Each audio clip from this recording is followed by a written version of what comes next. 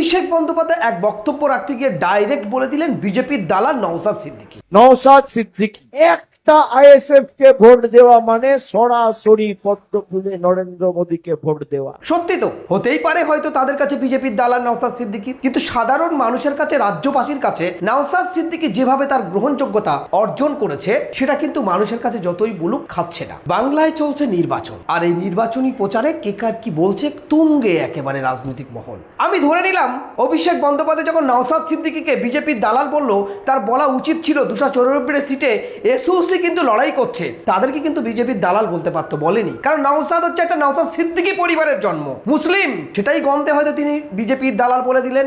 অপরদিকে কংগ্রেস, তাদের কি আছে না আছে জানি না, বুথ কমিটি কেন বুথ মেম্বারও পাবে না, এমন এমন বিধানসভা আছে, এমন এমন বুথ আছে, সেখানে কিন্তু তিনি একবারও বললেন না কংগ্রেস বিজেপির দালাল।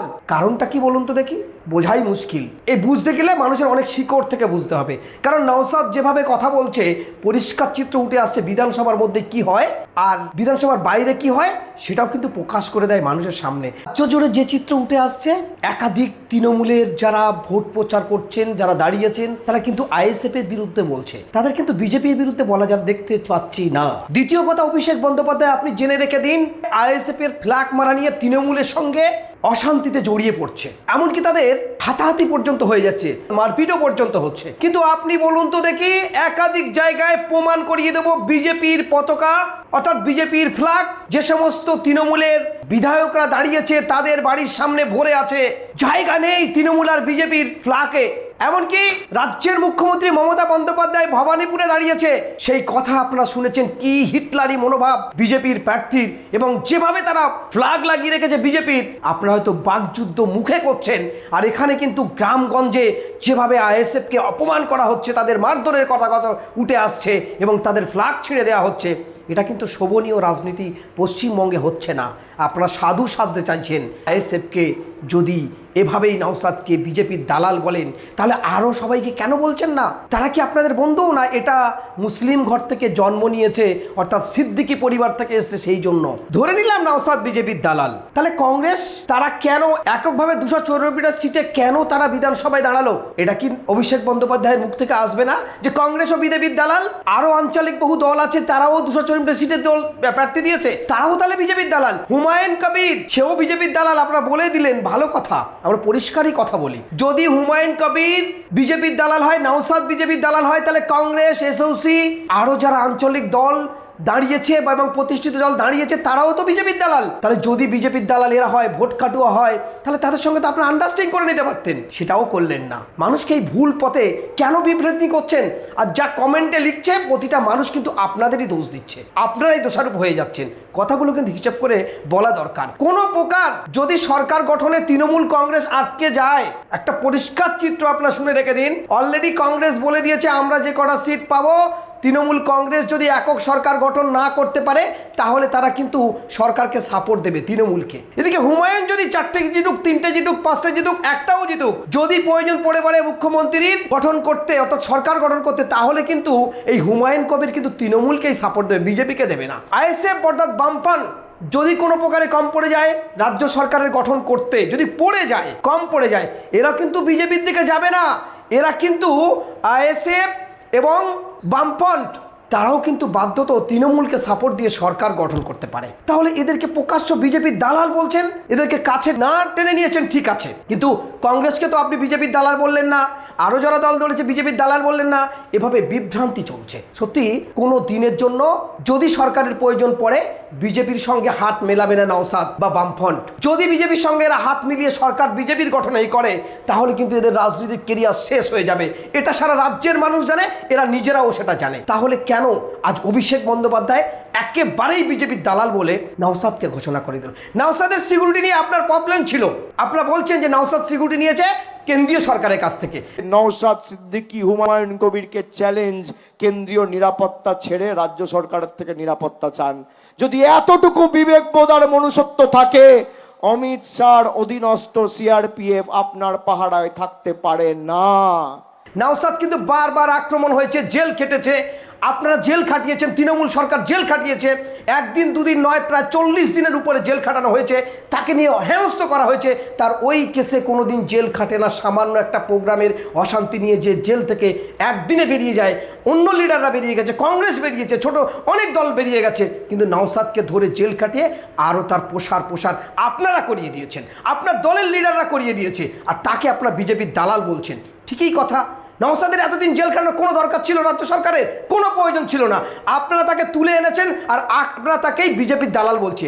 কারণটা একটাই, সে হচ্ছে সিদ্দিকী পরিবার। আপনারা এটাও ভেবেছেন যে কোনো প্রকার এই সমস্ত দল যদি 20, 30টা, 40টা, 50টা সিট পেয়ে যায়, তাহলে এই ঐক্যবদ্ধভাবে পশ্চিমবঙ্গে কেউ একক সরকার গঠন করতে পারবে না, এদের হাত ধরে চলতে হবে। তাই যে কোনো মূল্যে এই শেকড় উপড়ে দিতে চাচ্ছেন। এটা পলিটিক্স, হতেই পারে রাজনীতি, কিন্তু প্রকাশ্য এভাবে বিজেপির দালাল বলাটাই শোভনীয় হচ্ছে না মানুষের কমেন্টে যেটা বোঝা যাচ্ছে। ওই জন্য অভিষেক বন্দ্যোপাধ্যায় কোথা থেকে আপনি ছিলেন, কোথায় ছিলেন? আপনি যদি বলেন হুমায়ুন বিজেপির দালাল, তাহলে হুমায়ুন কোথায় ছিল? প্রথমে সে কংগ্রেসের ঘরে চাষ করে খেয়েছে, তারপরেই টাকার লোভে হোক যাই হোক আবার আপনাদের কাছে গেছে। আপনারাও তাকে তো এতদিন সরকারে রেখেছেন, সরকারের বিধায়ক ছিল, আপনাদের সঙ্গে ছিল। মনোমালিন্য না হওয়ার কারণে সে হয়তো বাবরি মসজিদ করার জন্য ঘোষণা দিয়ে তাকে বহিষ্কার করেছেন, তাহলে সে তো আপনার আবার সাপোর্ট দিতে পারে। তাহলে আমি ছেড়ে দিলাম হুমায়ুনের কথা, কিন্তু নওশাদকে যেভাবে বিজেপির দালাল বলছে, এতে কিন্তু সংখ্যালঘু মুসলমানরা ভাবছে যে কারা বিজেপির দালাল। আজও মুসলমানরা কিন্তু হাতহারা, তারা ওয়াকাফ বিল নিয়ে সমস্যার মধ্যে পড়ছে, তারা 3 তালাক বিল নিয়ে সমস্যায় পড়ছে। আজ ভোটাধিকার নিয়ে যেটা ঘটে গেল, এসআইআর নিয়ে, এনআরসি নিয়ে, রাজ্যের মুখ্যমন্ত্রী আজও সেই কথা বললেন, যারা হজে যাচ্ছে ভোটটা দিয়ে যান, নাহলে এনআরসিতে পড়ে। আপনি তো বলেছিলেন রাজ্যের মুখ্যমন্ত্রী যে এনআরসি করতে দেব না, আর এরা ভোট না দিতে গেলে এনআরসি হয়ে যাবে। দেখুন, এইভাবে হজ হয় না। হজের একটা নিয়ম আছে, কয়েক লক্ষ মানুষ একসঙ্গে আসেন হজ করতে সারা বিশ্ব থেকে, সেখানে একটা কোটা থাকে, টাইম থাকে, কোন জাহাজ কিভাবে আগে যাবে, কারা কোথায় থাকবে, সেই বিবেচনা থাকে। এই জন্য এদের কিছু দায় থাকে না, বাধ্য তো তাদের যেতে হবে ওখানে। আপনি বলছেন আপনার হজ কমিটি পাঠিয়ে দেবে, এটা কিভাবে হতে পারে? হজের মানুষ ওভাবে হয় না। আগে জানুন, তারপরে আপনারা কথা বলুন, নাহলে কিন্তু আপনারা মুসলিম মানুষের কাছে গ্রহণযোগ্যতা নষ্ট হচ্ছে আপনাদের। এসআইআর নিয়ে যা করলেন, এনআরসি নিয়ে যা করলেন, ওয়াকাফ নিয়ে তাই করলেন, এই গ্রহণযোগ্যতা আপনাদের নষ্ট হচ্ছে, তাতে কিন্তু বিজেপির সুবিধা হচ্ছে। এবং রাজ্যের মুখ্যমন্ত্রীর যেভাবে বক্তব্য আমরা শুনলাম একাধিক জায়গায়, আপনারা বলছেন ইসলামিয়া হসপিটাল। আরে হসপিটাল তো হসপিটালই হয়, আপনি তো সেখানে হসপিটালের কথা বলতে পারতেন। ভাঙড়ে গিয়ে বললেন হসপিটাল করে দেব, ইসলামিয়া হসপিটালের প্রস্তাব আছে। ইসলামিয়া হসপিটালের কারণটা কি? আপনি হসপিটাল করুন না। এতে কিন্তু বিজেপির কোর্টে আরও বল ঠেলে দেওয়া হচ্ছে আপনাদের কিছু বক্তব্যের ক্ষেত্রে। তাহলে বিজেপির দালাল কারা হবে না হবে সেটা আপনি যখন বলছেন, তাহলে আরও দলকে তো যুক্ত করতে পারতেন। ছোট ছোট অনেক দল আছে, তাদের নাম না করে শুধু আইএসএফ, নওশাদ সিদ্দিকী বিজেপির দালাল, এটা কিন্তু সাধারণ মানুষ সেভাবে নিচ্ছে না। তার জন্য হয়তো এই কথাটা তুলে ধরলাম, এটাও কিন্তু আপনাদের ভাবার সময় এসেছে।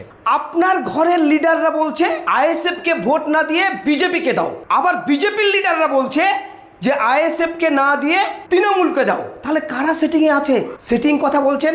আর বিজেপির একাধিক লিডার তৃণমূলের হেভি ওয়েটি, যাদের জেলা পরিষদে দেখা যেত, জেলা পরিষদে কর্মদক্ষ ছিল, হিড় করে এই বিধানসভায় তারা কিন্তু সব বিজেপিতে গেছে। কিন্তু কটা আইএসএফের লিডার বিজেপিতে গেছে একটা প্রমাণ আছে? নেই। তাহলে এভাবে বিভ্রান্তি করছেন আর মানুষকে এই অসম্মান করছেন, তাতে কিন্তু আপনাদের ভাবমূর্তি নষ্ট হচ্ছে। যদি দেখা যায় চিত্র, একাধিক নেতা, মন্ত্রী, বিধায়ক তারা কিন্তু তৃণমূল করতে করতে বিজেপিতে গেছে, আর বিজেপি করতে করতে আবার তৃণমূলে এসছে।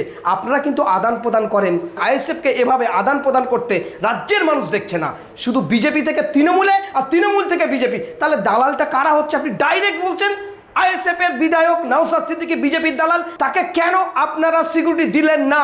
সে তো সিকিউরিটির জন্য আপনাদের কাছে দাবি করেছিলেন, তাকে সিকিউরিটি দিলেন না, বরং জেল কাটালেন। আর আপনাদের সিকিউরিটি নিয়ে সে ভরসাটা পাবে কি করে? যদি দুর্ঘটনা ঘটে যায় তাহলে আপনারা কি দায় নেবেন? হয়তো সে সেন্ট্রাল গভর্নমেন্টের সিকিউরিটি নিয়েছে। রাজনীতি বড় বালাই, যদি কাল কম পড়ে যায় আপনারা কিন্তু ওই আইএসএফের সমর্থন নিয়ে সরকার গঠন আপনাদেরই করতে হবে। আমি সাধারণ মানুষের কাছে অনুরোধ করব, এই বিধায়করা কিন্তু বিধানসভায় গিয়ে কেউ 1.5 লাখ 2 লাখ টাকা মাইনে পাবে, তাদের সমস্ত কিছু ফ্রি পাবে, তাদের সন্তানরা ভালোভাবে পড়াশোনা করবে, আর আপনারা গ্রামগঞ্জে মারপিট করে অশান্তি করে শেষ হবেন। প্রয়োজনে সরকার গঠনে যদি কম পড়ে এই আইএসএফকে কিন্তু তৃণমূল নিয়ে নেবে, বা যাদের লাগবে তাদেরকে নেবে, তারা কিন্তু এক টেবিলে বসে খাবে। অশান্তি করবেন না আপনারা, ধৈর্য ধরুন, সময় কিন্তু কথা বলবে, এবং মোটিভেশনের দিকে খেয়াল রাখুন।